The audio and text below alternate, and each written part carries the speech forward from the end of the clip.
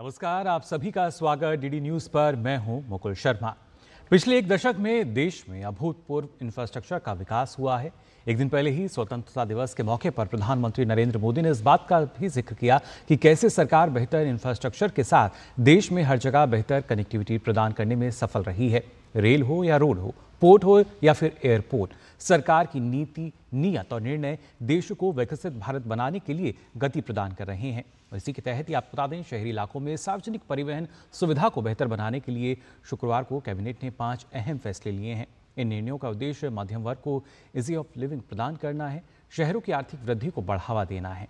क्या क्या हैं ये महत्वपूर्ण फैसले, बताएंगे आपको हमारी इस खास पेशकश में। और सबसे पहले जब हम कैबिनेट की बात करते हैं तो आपको बता दें, प्रधानमंत्री नरेंद्र मोदी की अध्यक्षता में केंद्रीय कैबिनेट ने कई जो अहम फैसले लिए हैं। इन फैसलों की जानकारी देते हुए केंद्रीय मंत्री अश्विनी वैष्णव ने बताया कि बेंगलुरु, ठाणे और पुणे में 3 मेट्रो परियोजनाओं को मंजूरी दी गई है। इसके अलावा पश्चिम बंगाल के बागडोगरा और बिहार के बिहटा में 2 नए एयरपोर्ट को भी स्वीकृति दी गई है। कैबिनेट ने Bengaluru metro rail project phase 3 के जिन 2 कॉरिडोर को मंजूरी दी है, उनमें पहला कॉरिडोर 32.15 किलोमीटर का जेपी नगर से कैंपापुरा तक 21 स्टेशनों के साथ है, जबकि दूसरा 12.50 किलोमीटर का 9 स्टेशनों के साथ होसाहल्ली के कातबागेरे तक होगा।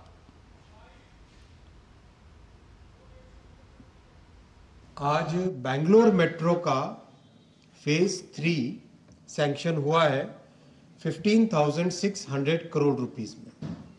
प्रधानमंत्री श्री नरेंद्र मोदी जी ने मिडिल क्लास पे हमेशा ध्यान दिया है और मिडिल क्लास के लिए मेट्रो एक बहुत ही अफोर्डेबल और कंफर्टेबल और सेफ ट्रांसपोर्टेशन का माध्यम है। ओवरऑल बेंगलोर के लिए this 3rd phase metro will provide a very seamless connectivity. तीनों को मिला देने से आज का प्रोजेक्ट 44.65 किलोमीटर्स का है, which is a very large project, और टोटल 15,611 करोड़ रुपीस का इसमें इन्वेस्टमेंट होगा। इसके अलावा कैबिनेट ने Thane integral ring metro rail परियोजना को मंजूरी दे दी है। 12,200 करोड़ की लागत से बनने वाला एक कॉरिडोर 29 किलोमीटर का होगा और इसमें 22 स्टेशनों का निर्माण किया जाएगा। सेकेंड, आज प्रोजेक्ट मेट्रो का अप्रूव हुआ है ठाणे सिटी में। ठाणे महाराष्ट्र का one of the fastest growing cities है और ठाणे के आसपास का कंप्लीट एरिया एक बड़े इंडस्ट्रियल और कॉमर्शियल हब की तरह डेवलप हो रहा है। इसमें Thane integral ring metro at an investment of 12,260 crore rupees, 12,200 crore रुपए के इन्वेस्टमेंट पे आज माननीय प्रधानमंत्री श्री नरेंद्र मोदी जी की अध्यक्षता में कैबिनेट ने अप्रूव किया है। और इसको जो महाराष्ट्र गवर्नमेंट और सेंट्रल गवर्नमेंट ऑफ इंडिया की जॉइंट वेंचर कंपनी है महा मेट्रो, वो इसको एग्जीक्यूट करेगी। इसके साथ ही कैबिनेट ने पुणे मेट्रो चरण 1 परियोजना के स्वारगेट से कटराज तक दक्षिण की ओर 5.46 किलोमीटर विस्तार को भी स्वीकृति दी है। इस परियोजना की अनुमानित लागत आपको बता दें 2,954.53 करोड़ रुपए है। 3rd बड़ा प्रोजेक्ट लिया गया है पुणे मेट्रो का। पुणे आज अगर हम देखें 75 लाख पॉपुलेशन का है और पुणे का जो मेट्रोपॉलिटन रीजन है वो देश के टॉप 5 बड़े मेट्रोपॉलिटन रीजन्स में आज शामिल है। इसीलिए पुणे में मेट्रो ईस्ट और वेस्ट लाइन 1, 2 एंड 3 इन तीनों को मिला देने से करीब टोटल आज ऑपरेशनल लेंथ 30 किलोमीटर्स के आसपास है और जुड़ जाएगा इससे और another 30 kilometres will be added. इसके साथ ही कैबिनेट ने 1,549 करोड़ रुपए की अनुमानित लागत से पश्चिम बंगाल के बागडोगरा एयरपोर्ट पर नए सिविल एनक्लेव के निर्माण को और इसके साथ ही 1,413 करोड़ रुपए की अनुमानित लागत से बिहार के बिहटा में नए सिविल एनक्लेव के विकास को भी मंजूरी दी है। वेस्ट बंगाल में बागडोगरा और बिहार में बिहटा, ये 2 नए एयरपोर्ट्स का अप्रूवल हुआ है नॉर्थ ईस्ट की connectivity, west Bengal, north Bihar, इन सब की कनेक्टिविटी के लिए बागडोगरा बहुत इंपॉर्टेंट है। 1549 करोड़ के इन्वेस्टमेंट से सिविल एविएशन कॉम्प्लेक्स वहाँ पे बनेगा। पटना एयरपोर्ट की बहुत रैपिड ग्रोथ हो रही है, डिमांड लगातार बढ़ रही है, इसीलिए करीब 28 किलोमीटर दूर में बिहता है, which is an operational defence airport, उसको 1413 करोड़ के इन्वेस्टमेंट से डेवलप करके एक नया अच्छा सिविलियन एयरपोर्ट यहाँ पर बिहता में डेवलप होगा। तो जाना आपने कौन कौन से महत्वपूर्ण फैसले हैं जो कि कैबिनेट ने लिए हैं, और ख़ासतौर से अगर देखा जाए तो इसके तहत ना सिर्फ शहरी विकास को बढ़ावा मिलेगा, बल्कि किस तरीके से जो एक लगातार प्रयास रहा है कि जो इंफ्रास्ट्रक्चर है पहले हम उसको मजबूत करें, उसकी बानगी एक बार फिर यहाँ नज़र आ रही है। हमारे साथ इस पर चर्चा करने के लिए खास मेहमान जुड़े हैं। विजय कुमार दत्त जी हमारे साथ जुड़े हैं, जो कि पूर्व अपर सदस्य हैं रेलवे बोर्ड के, और साथ ही विशेषज्ञ भी हैं अर्बन इंफ्रास्ट्रक्चर डेवलपमेंट को लेकर। विजय जी, बहुत बहुत स्वागत आपका डीडी न्यूज़ पर। सबसे पहले विजय जी, जानना चाहूँगा आपसे इन 5 कैबिनेट के अहम फैसलों की अगर बात की जाए, क्योंकि प्रयास शायद वही हो रहा है कि देश में कैसे हम बेहतर से बेहतर इंफ्रास्ट्रक्चर फैसिलिटी सुविधा जो है वो प्रदान कर सकें, और उसी के तहत आज के जो 5 ये अहम फैसले हम मान सकते हैं। बिल्कुल, देखिए मल्टीप्लायर इफेक्ट जो इंफ्रास्ट्रक्चर का कहा जाता है 3 से 5 होता है। अगर 1 रुपया आप लगाए तो 5 रुपए या 3 रुपए की। मेट्रो प्रोजेक्ट में खास बात ये है, तो जो आजकल उत्सर्जन जिसके वजह से क्लाइमेट चेंज हो रहा है, ये कम। और अब तो देखिए मेट्रो के ऐप पे जाइए, लिखा रहता है, अगर 10 किलोमीटर अगर आप मेट्रो से यात्रा करेंगे तो करीब 1 केजी कार्बन डाइऑक्साइड के उत्सर्जन की कमी होगी। अगर आप रेल से 100 किलोमीटर की यात्रा करेंगे तो करीब 10 केजी अब कार्बन डाइऑक्साइड के उत्सर्जन से कमी होगी। इसमें 2 चीज़ें, बड़े शहरों में जहाँ पे पॉल्यूशन बहुत ज़्यादा है, वहाँ पे मेट्रो से अगर यात्रा करेंगे तो ना केवल कनेक्टिविटी, ना केवल इंटीग्रेशन, सबसे बड़ी बात है कि जो शहर के जल के जो उत्सर्जन की कम से जो उसका वायुमंडल में अच्छाई आती है, वो एक बहुत बड़ी बात है। मान सकते इसके हैं जो अलावा सरकार की प्रतिबद्धता है कि जलवायु परिवर्तन के जब असर की हम बात करते हैं, सरकार की जो प्रतिबद्धता है वो भी इन निर्णयों में सीधे तौर पर नजर आ रही है। बिल्कुल, मैं प्रधानमंत्री जी का एक कथन जो कि पिछली बार उन्होंने पिछले 10 दिन पहले एक ये रेल प्रोजेक्ट पे किया था। उन्होंने कहा था कि इन प्रोजेक्ट से आप करोड़ों पेड़ लगाएँ, उतना उत्सर्जन कम होगा, उतना इस प्रोजेक्ट से कम हो रहा है। तो रेल से माध्यम से जो कि विद्युतीकृत रेल है, उससे चलने में जो लाभ है कि वायुमंडल में उत्सर्जन की कमी होती है, एक ये एडेड लाभ। 2 चीज़ ये और आपने आपके प्रबुद्ध दर्शकों को बताना चाहूँगा, थाना का बहुत महत्व है। मुंबई से थाना पहली रेल चली 1853 में, और एक चीज़ आज से 100 साल पहले 1925 में 3 फरवरी को मुंबई से कुर्ला तक पहली विद्युतीकृत रेल चली, जो कि सबअर्बन थी। तो सबअर्बन की प्रारंभ से हम 100 वर्ष पूरे करने जा रहे हैं, और इस 100 वर्ष में बहुत बहुत तेजी से विकास हुआ है, और 2014 के बाद तो सारे कीर्तिमान टूट गए हैं।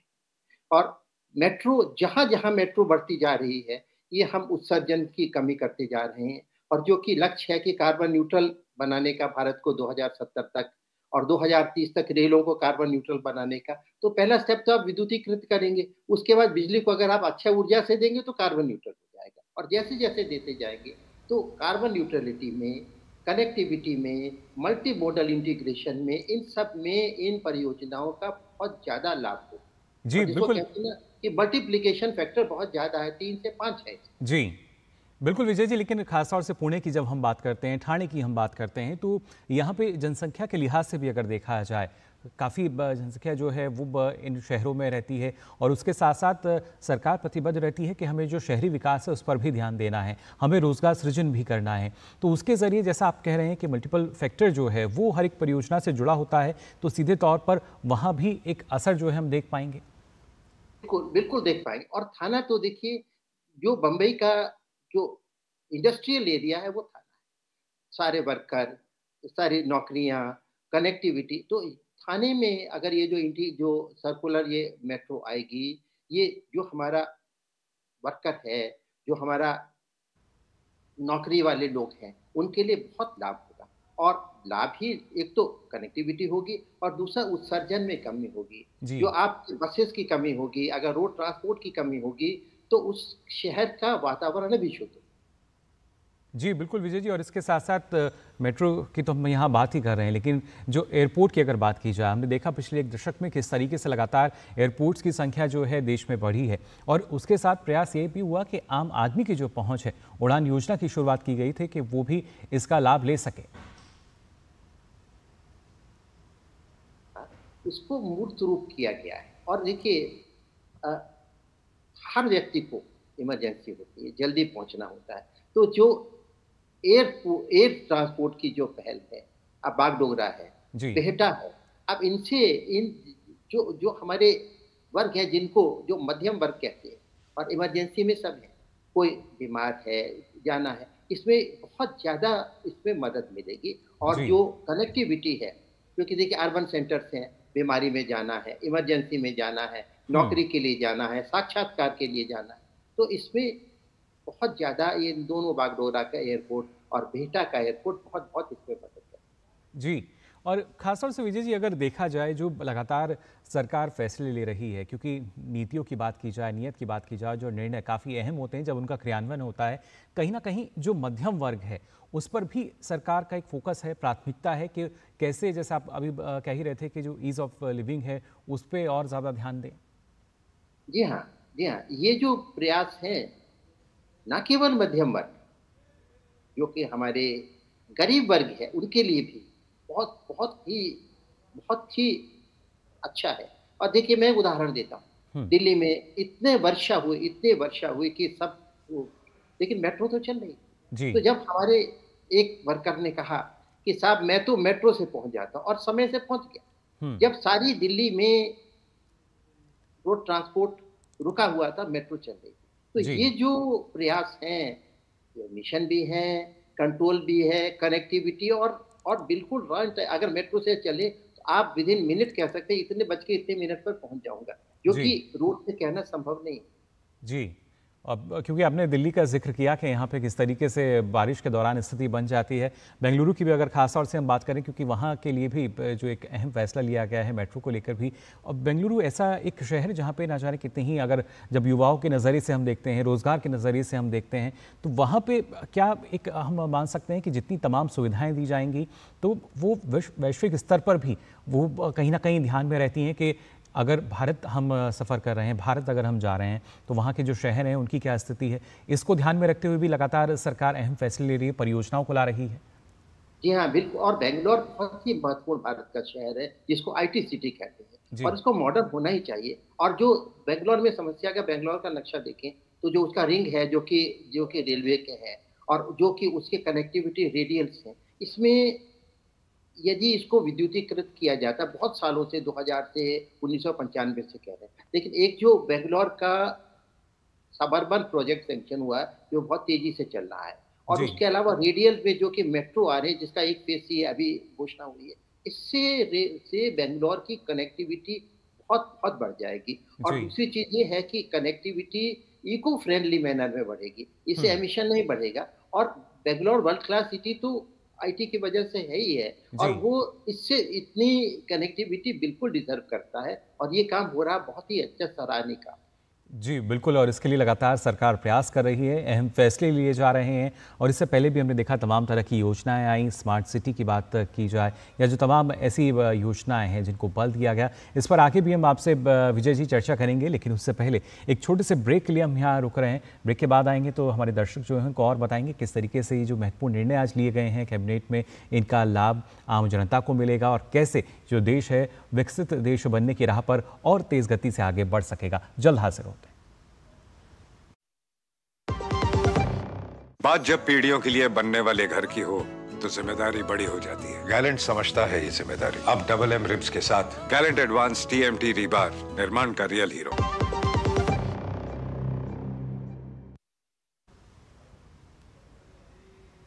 तो ब्रेक के बाद आप सभी का एक बार फिर स्वागत। आप देख रहे हैं हमारी खास पेशकश कैबिनेट के अहम फैसले, जो यहाँ आज जो लिए गए हैं 5 अहम फैसले, जिसके तहत अगर देखा जाए कहीं ना कहीं इंफ्रास्ट्रक्चर जो है उसको बल मिलता हुआ नजर आ रहा है। क्या वो अहम फैसले हैं, आइए आपको एक बार फिर से हम बता देते हैं कौन कौन से अहम फैसले लिए गए और इसके जरिए कौन कौन से ऐसे शहर जहां पे विकास को गति मिलेगी। बेंगलुरु की अगर हम बात करें तो मेट्रो रेल परियोजना के लिए यहाँ तीसरे चरण के लिए 2 कॉरिडोर को मंजूरी दी गई है कैबिनेट के जरिए। बेंगलुरु मेट्रो रेल परियोजना की लंबाई करीब 44.65 किलोमीटर की होगी और इस तीसरे चरण में आपको बता दें करीब 31 स्टेशन होंगे। तीसरे चरण की कुल परियोजना की लागत 15,611 करोड़ रुपए है। इसके साथ ही तीसरे चरण के दोनों कॉरिडोर 2029 तक चालू हो जाएंगे। कॉरिडोर 1 की अगर हम बात करें तो मेट्रो रेल परियोजना की लंबाई करीब 32.15 किलोमीटर की होगी और इसके तहत यानी कॉरिडोर 1 की जो परियोजना है इसके तहत 21 स्टेशनों का निर्माण होगा। इस परियोजना में 21 स्टेशन शामिल होंगे। साथ ही साथ कॉरिडोर में मेट्रो रेल परियोजना की लंबाई 12.50 किलोमीटर होगी और इसमें कॉरिडोर 2 जो परियोजना है इसमें करीब 9 स्टेशन बनाए जाएंगे जिनका निर्माण होगा और बेंगलुरु शहर जो है करीब 220.20 किलोमीटर तक मेट्रो रेल नेटवर्क, एक बड़ा रेल नेटवर्क जो है वो यहाँ नजर आएगा आने वाले समय में। तो बेंगलुरु के लिहाज से बात की जाए, जो दूसरे शहरों की अगर हम बात करें, पुणे की भी अगर बात की जाए तो पुणे मेट्रो फेज 1 परियोजना जो है आपको बता दें स्वारगेट से कटरास तक के लिए करीब 5.46 किलोमीटर तक की विस्तार को मंजूरी मिली है और इसके साथ साथ इसके लिए जो परियोजना की अनुमानित लागत है वो करीब 2,954.53 करोड़ रुपए है। इसके साथ ही 2029 तक स्वारगेट से कटरास तक जो मेट्रो है ये सेवा शुरू हो जाएगी। उस नज़रिए से काफ़ी महत्वपूर्ण आम जनता को देखिए किस तरीके से लाभ मिलेगा इसका। और अगर जब हम बात करते हैं ठाणे की तो यहाँ भी इंटीग्रल रिंग मेट्रो रेल परियोजना को मंजूरी दी गई है। हमारे जो साथ खास मेहमान जुड़े थे वो लगातार बता रहे थे किस तरह का फ़ायदा इससे होगा और इस परियोजना की कुल लागत की बात करें तो करीब 12,200 करोड़ रुपए ये रखी गई है। इसके तहत Thane integral ring metro rail परियोजना जो है ये भी वर्ष 2029 तक चालू हो जाएगी और इसकी कुल लंबाई की अगर हम बात करें तो करीब 29 किलोमीटर की इसकी लंबाई होगी। इस नेटवर्क की अगर खास तौर से बात की जाए और इस ठाणे यानी इंटीग्रल रिंग मेट्रो रेल परियोजना में करीब 22 स्टेशन शामिल होंगे, इनका निर्माण किया जाएगा। तो अलग अलग स्टेशन जिनका लगातार निर्माण होगा और उसके साथ ही जब एयरपोर्ट की हम बात करें तो पश्चिम बंगाल के बागडोगरा हवाई अड्डे पर नए सिविल एनक्लेव के विकास को भी मंजूरी दी गई है और इस परियोजना की अनुमानित लागत करीब 1,549 करोड़ रुपए होगी। तो ना सिर्फ मेट्रो रेल बल्कि एयरपोर्ट्स पर भी हम देख रहे हैं किस तरीके से लगातार इनका निर्माण हो रहा है। हवाई अड्डे के विकास से परिचालन क्षमता में जाहिर तौर पर इजाफा दर्ज किया जाएगा और बागडोगरा हवाई अड्डे के विकास से यात्रियों को यात्रा का बेहतर अनुभव मिल सकेगा।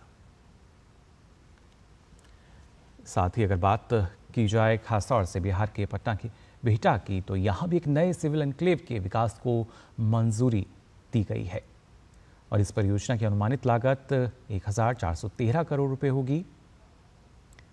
आम जनता को किस तरीके से सुविधाएं दी जा सकें इसके लिए लगातार प्रयासरत है केंद्र सरकार और उसी के तहत कैबिनेट ने अहम फैसले आज लिए हैं जिससे इंफ्रास्ट्रक्चर जो है वो मजबूत होता नज़र आ रहा है।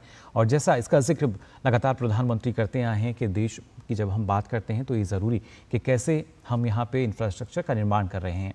हमारे साथ जो खास मेहमान हैं विजय जी लगातार हमारे साथ बने हुए हैं। विजय जी, अगर खास तौर से देखा जाए अभी तक हमने बात की कि जो शहरी विकास है उसको तो जाहिर तौर से बल मिलता हुआ नज़र आएगा, लेकिन ये जो शहर हैं अगर जब हम बेंगलुरु की बात कर रहे हैं या खासतौर से पुणे की बात की जाए, ठाणे की बात की जाए, तो हम देखते हैं कि यहाँ पे जो विदेशी कंपनियां हैं वो भी लगातार अपने प्लांट्स को लेकर सक्रिय रहती हैं, विदेशी निवेश को बढ़ावा देने की बात कही जाती है। इन परियोजनाओं से उस दिशा में किस तरह का जो लाभ है वो मिलता हुआ नजर आएगा?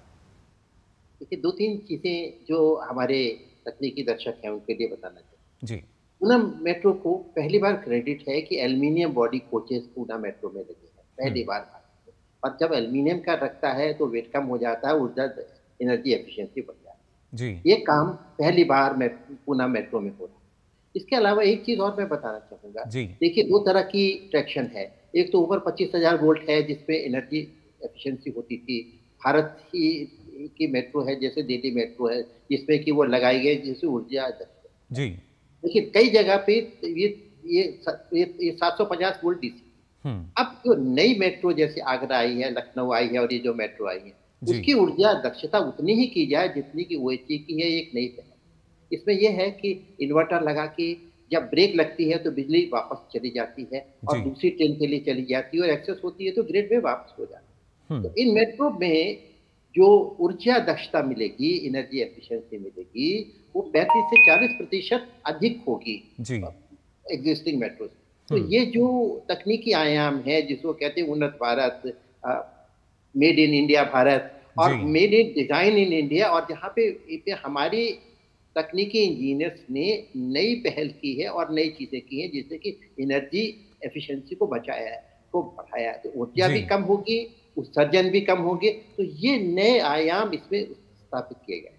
जी बिल्कुल, यानी आधुनिक तकनीक का जो समन्वय है वो देखने को मिलेगा। और अब से पहले दूसरे देशों में हम देखते थे किस तरह की तकनीक का इस्तेमाल किया जा रहा है, लेकिन अब हमारे देश में हम मान सकते हैं, जैसा आपने कहा कि मेक इन इंडिया के तहत, और इसके साथ साथ जो डिज़ाइनिंग है वो भी, तो कहीं ना कहीं आत्मनिर्भर भारत की तरफ एक और मजबूत कदम की तरफ हम आगे बढ़ रहे हैं। मैं एक चीज़ और जोड़ना चाहूँगा जी, तो ये एनर्जी एफिशिएंसी की बात है, ये विदेशों की मेट्रो में नहीं है जी, ये पहली बार भारत में हुआ है। और भारतीय जो थर्ड रेल की मेट्रो है उनकी एनर्जी एफिशिएंसी शायद वर्ल्ड की किसी भी मेट्रो से ज्यादा है। और ये हमारा भारतीय डिजाइन है और भारतीय इनोवेशन है जो कि हम और जगह भी अब ले जाए। जी, और कहीं ना कहीं ये जो एक पहल भारत ने की है विजय जी, क्या उसको भी मान सकते हैं, क्योंकि हमारे प्रधानमंत्री नरेंद्र मोदी यही इस बात पे जोर देते हैं कि हम न सिर्फ जो हमारा देश है उसके कल्याण की बात करते हैं, बल्कि समूचे विश्व में मानव कल्याण की हम बात करते हैं। उस लिहाज से भी ये काफ़ी महत्वपूर्ण हो जाता है।